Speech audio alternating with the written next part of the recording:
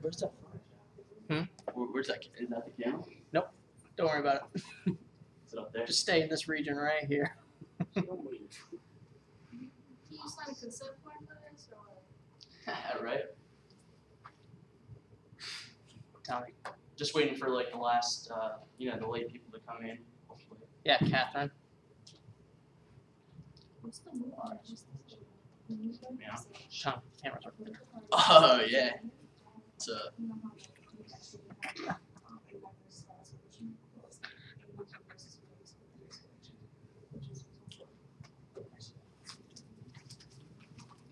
Alright.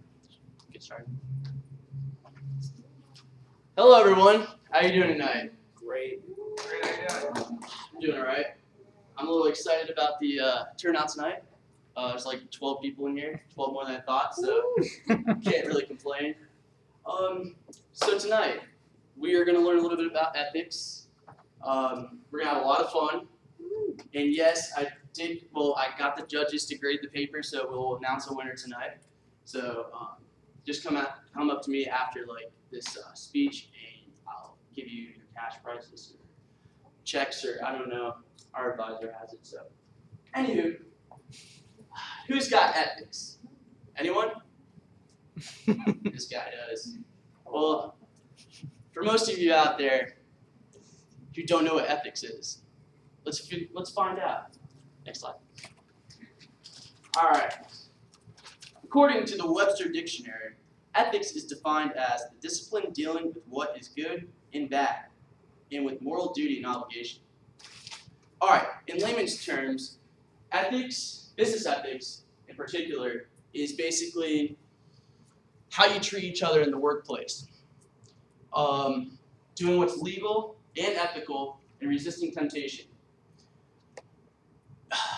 So, next slide. Let's see how my boy Dilbert deals with business ethics.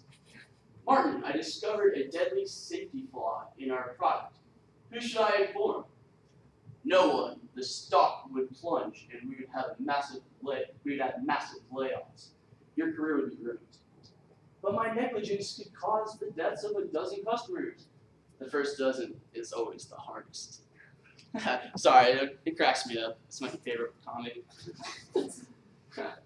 All right, here we go.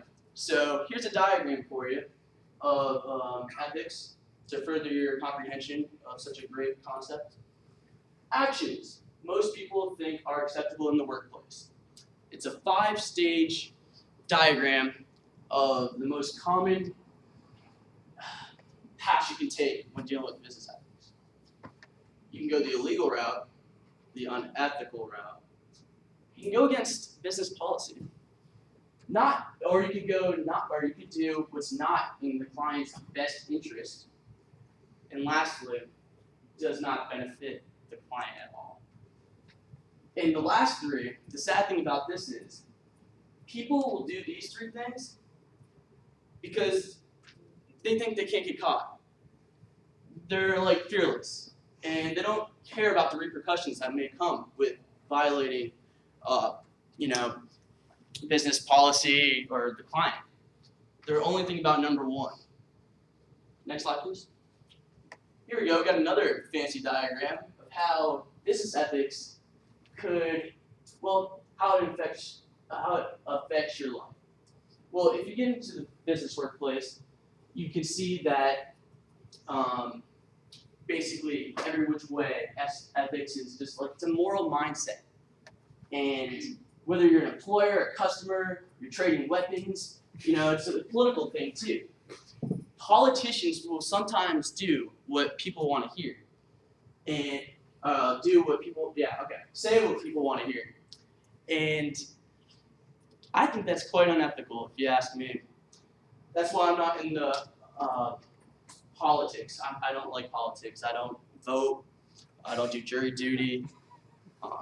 Basically, I hate to say I sound like a terrible U.S. citizen, but I have great business ethics, and that's the key. Next slide, please. Enron. Anyone know about this scandal? Yeah? Would anyone like to share about it? Yeah, me neither. But anyways, business ethics are Enron. When people hear Enron, they think a colossal, how do I say this? People think negative thoughts when they hear Enron. Because what they did to their employers was a little messed up. I'm not exactly sure the whole story behind that case, but I heard it's a big story. Well, I'm just saying how it could happen to anyone. That's what I want to get that point across right there. That you think that, okay, I'm a good, person. I live a great life. Well, no. Well, yes, in a way. If you have a moral mindset, meaning you have great values, beliefs, you just treat people nicely, say hi. Wait. All right, here we go. Dylan, would you like to take over? I would love to. Yeah. Oh, I'll come back up. Oh, thanks. I got it. Oh, before I show the video, I guess like everyone here's seen Monsters Inc. No. Yes. You've seen anyone? I know. Yeah, I it's heard really you. good. Okay, what's the main point of Monsters Inc? There's monsters and they scare the kids and make them scared. Right. The whole unethical aspect is that they're a company, they're an energy company, and they harness their energy from children's screams. And obviously this has some very negative repercussions. So we're going to show you about 4 minutes of, oh, awesome, video. It actually has nothing to do with ethics at all. I just like this movie. So that's where you're supposed to laugh. Not just kidding. That's not joke. Actually has everything to do with it. Yeah, this is a great video if it ever loads. Well, in the meantime, I'll tell you a little bit about it. Ethics in the movie setting. There's been great movies out there that deal with those subliminal messages where they hide business ethics in the moral of the story.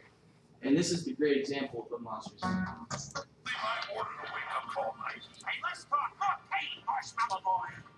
Deliver. You call yourself a monster?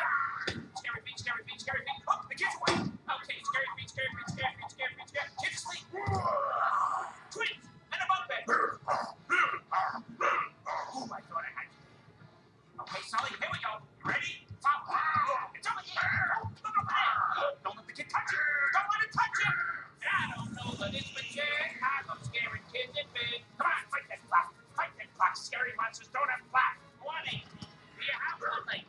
Do I see 100? Oh, I don't believe it. I'm not even breaking a sweat. Not you. Look, and the commercials on. The future is bright at Monsters Incorporated. I'm in this one. I'm in this one. We power your car. We warm your home. We light your city. I'm Monsters Incorporated. Hey, look, Betty. Carefully matching every child to their ideal monster to produce superior speed, refined into clean, dependable energy. Every time you turn something on, Monsters Incorporated is there. I'm Monsters Incorporated. We know the challenge. The window of innocence is shrinking. Human kids are harder to scare. Of course, MI is prepared for the future with the top scarers, the best fighters, and research into new energy techniques. Okay, here I come. We're working for a better tomorrow. Today. No. Oh, continue. Okay. Oh, my bad. That was the end of the clip anyway. I was just seeing if we could turn it up louder. Oh yeah, sorry. Sorry for the delay.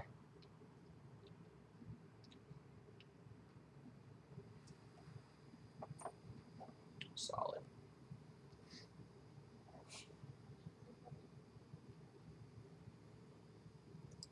We're gonna fast forward a little bit.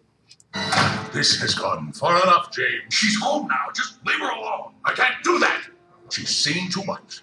You both have. It doesn't have to be this way. I have no choice. Times have changed. Scaring isn't enough anymore. But kidnapping children? I'll kidnap 1,000 children before I let this company die, and I'll silence anyone who gets in my way. No! Simulation terminated. Simulation terminated. Well, I don't know about the rest rest of you guys, but I spotted several big mistakes. But how did? How You know did? what? Let's watch my favorite part again. Shall we? I'll kidnap 1,000 children before I let this company die. What? I'll kidnap 1,000 children before I let this company die.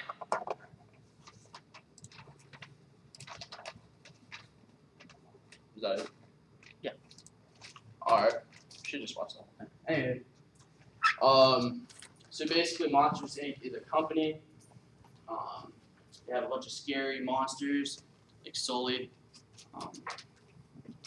Anywho. They have these monsters and they scare little kids because their screams. They produce this energy in order to run their city. They use it like instead of fossil fuels and other gas or electricity or anything. They use their screams, and that's you're messing with little kids' feelings right there. They can't go to bed and stuff, and that's not ethical. Not on any world. And the question I got for you guys is scaring a child enough to create screams, does it cause devastating emotional effects, or are the lasting effects of the scared children worth the power generated by the screams? Anyone would like to answer? Alright. Are the lasting effects of the scared children worth the power generated by the monsters? I don't think so, because at the end of the movie, they realize that when you laugh, it turns even more electricity. That is correct. Just by switching to a new form of electricity, then it's ethical. Yes, they were thinking too narrow-mindedly. They didn't see the whole big picture. And when you do see the whole big picture and there's different ways to go about things and different options, you realize, you can be more ethical. And their motto was, we scare because we care. But after they realized they can make kids laugh and generate more energy, their motto changed and the world was a lot better place. Alright, next slide. Alright, here we go. It's scenario time. Go ahead and get into groups of 2. Yeah, you can sit where you are right now. We're just going to pass out some ethical scenarios. You're just going to read the scenario, pick the most ethical decision. If you'd like to talk about it amongst us, you can totally do that. If not, I totally understand. All right. These are really good. I hand-picked them. Hand cut them too. Ethics is my anti-drug for sure. Did you guys continue the Hey, John. Yeah, I said about this. I see you don't want to take part. There was a spot.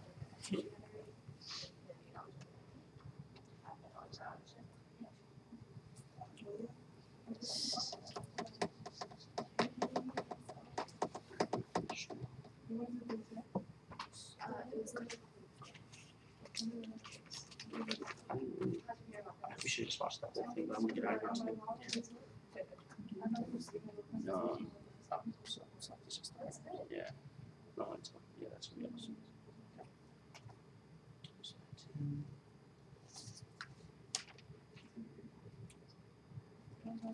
Nice slide.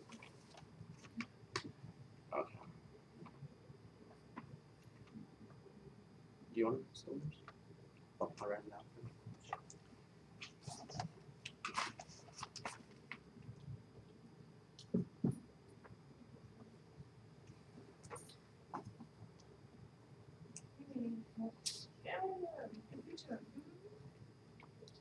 Would anyone like to volunteer to read their scenario aloud?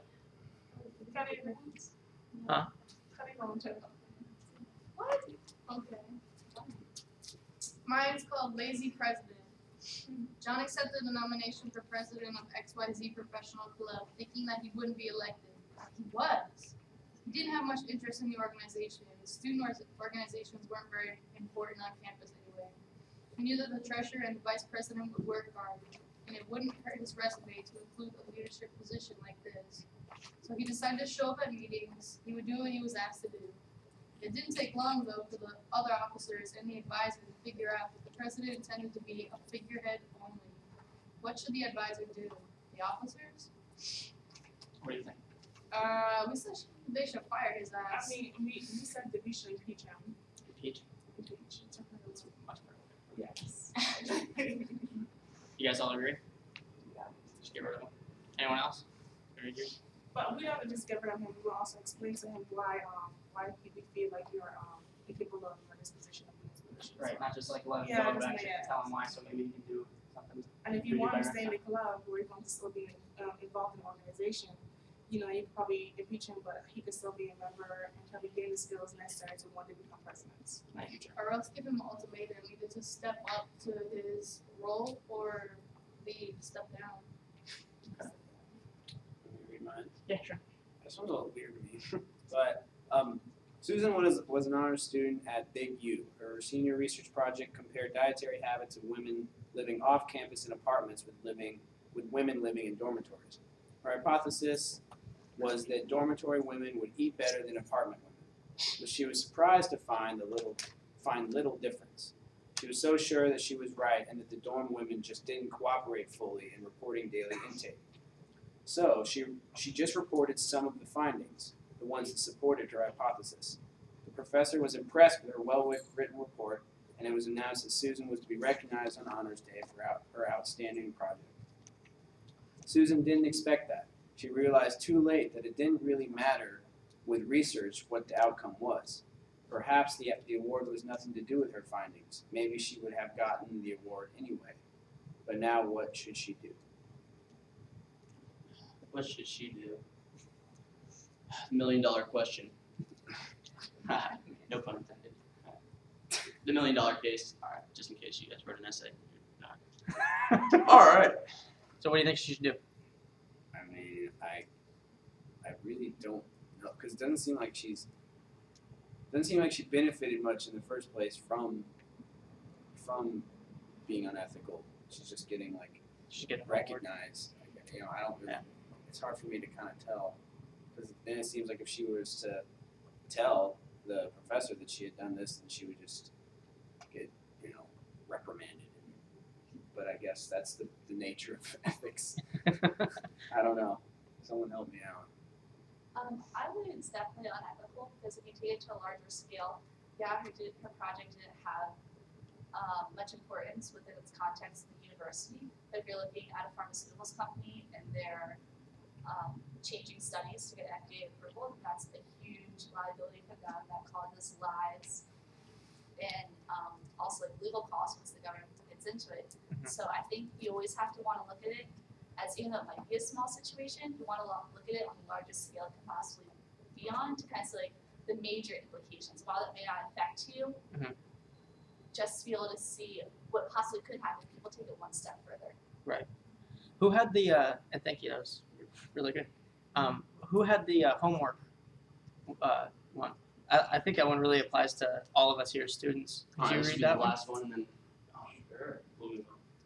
Kyle and Aaron are roommates taking a calculus class together this term. The professor encourages collaboration on homework. Because Kyle finds calculus much easier than does Aaron, Kyle almost always ends up doing the work first, poring over the complex problems before they meet. Aaron then relies on Kyle to explain the problem to him, showing him the approach and the homework he plans to hand in. Kyle now feels that Aaron is taking advantage of him. Should Kyle demand that Aaron do more of the work, even if it takes him twice as long? If Aaron doesn't do his share of the homework, should Kyle stop their joint homework, or even tell the professor that the way it worked out, Aaron will just copy his homework? yeah. So more of that lesson is just don't do homework. What? Because I know, I found myself in that position a lot of times, more in high school than in college. But trying to partner on homework with somebody, and then on more than one occasion, you end up being the one to do the majority of it, and the person ends up copying you. But if that person's your friend, it's kind of hard to, bring it up to them like, hey, this is messed up. You need to step it up. So I still struggle with that one actually. So we'll go ahead and announce the winners of the essay competition. These, by the way, Excited. we're Is not. everyone excited? Yeah. This is why you all came here. I know it. Yes. These were not picked by the students here. These are actually picked by the judges who were A professors. Here. three-judge panel. Third place was Josh. So. Yeah. All right, this is nice. And second place was Pierce. Nice. And first place was Brandon. Yeah, that's Yay. What's it doing? Yeah, thanks everyone for participating. It meant a lot to me. We only had like 8 or 9 essays. All right, thanks a lot. Catherine wants to say something. Oh, Catherine wants to say something. Yes, Tom mentioned it before, but we are all officers within Students in Free Enterprise. We're an organization that promotes people, profit, and planet throughout the College of Business and the university. And we're actively recruiting new members. So if you guys come out tonight, you like what we're doing, you want to expand on it, you want to come up with your own project to help fulfill any of these 3 requirements, we'll be having a meeting after our regional competition this weekend, getting some new blood and some new members in, and then start planning projects for the next year. So we have exciting stuff going on. We do stuff like this every single week. And thank you for coming out. Yeah. All right. Sweet. We're almost done. No, wait, go back one. You can do that too. All right. Well, anyways, back to the whole site thing. It's like a great opportunity to meet with like Fortune 500 companies. Basically they have good business ethics, and that's why they're so well known. Like they don't look for profit all the time, or revenue, and just like making those tough, crucial financial decisions that would help their company. They actually like think about it. Like how would we look? Would we look bad to everyone else? Would we look bad to everyone buying stock? So they look at it like that. And again, just remember, big picture. There's repercussions. All right. So, anyways, thank you. This was short and quick. If you won something, please stay after. Sorry for no food or anything like that. But yeah, again, thanks. It was awesome. Can the winners Exhausted. come for a picture? Can you put on the first slide, please? I want that as the background. you have big checks? Oh yeah. Bring them in. Here, you guys come stand by this. Can you put it full screen? Oh, yes, sir. You guys just want to stand here. So, you were the first place winner, second, third? No. You're first. You're third. Yeah. Oh yeah, backwards. So third, second, first. So you guys stand together. Pop in the picture. Is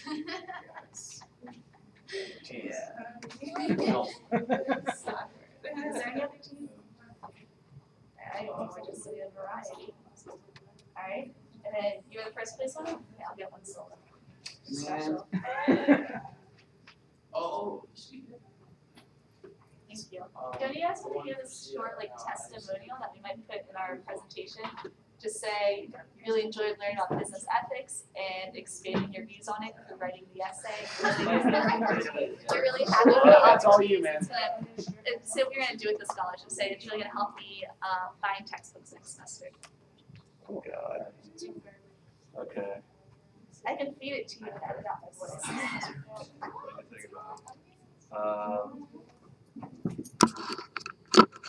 No, I gotta test. Don't be nervous. What are you doing? I was recording. Oh, I have it. Oh. It's easy if I do it on here just because